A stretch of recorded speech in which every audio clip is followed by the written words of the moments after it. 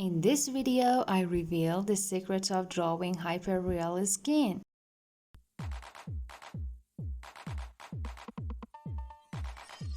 Hello, this is Nafise and you're watching the 5th part of Harry Potter's portrait tutor.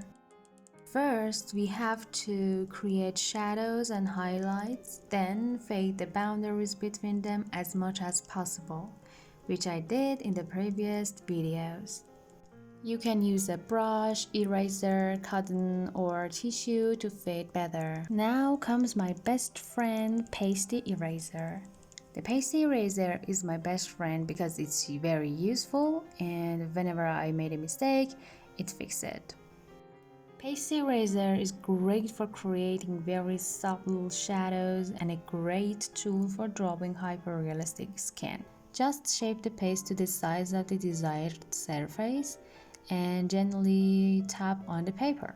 By each pasty eraser's stroke, one layer of shadow is removed and the shadow becomes lighter, so you can create a subtle shadow. I already drew the right eye and eyebrows. I try to look at the reference as much as possible and match the shadows and highlights with the reference. At this level, different parts of the face must be harmonized more. The shadows and highlights should be matched. That's why I work on the eye and the cheeks skin again. These are two important rules to draw hyperrealistic skin. So I guess it's really time to subscribe and activate the bell.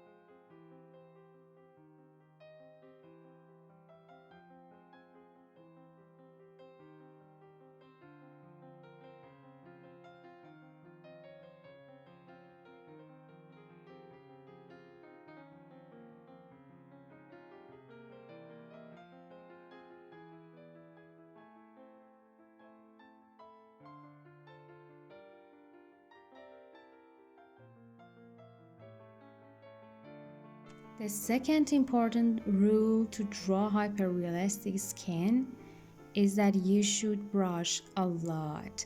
I mean, a lot. Without adding charcoal powder, you have to brush several times on each part to achieve the perfect result and the best kind of faded shadows and highlights.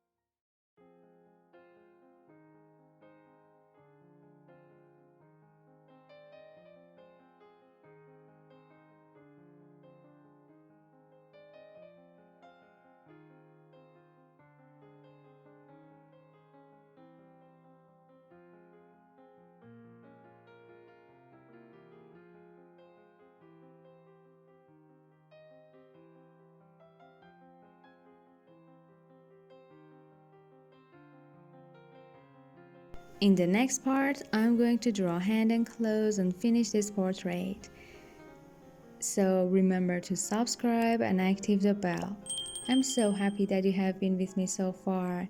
See you in the next part.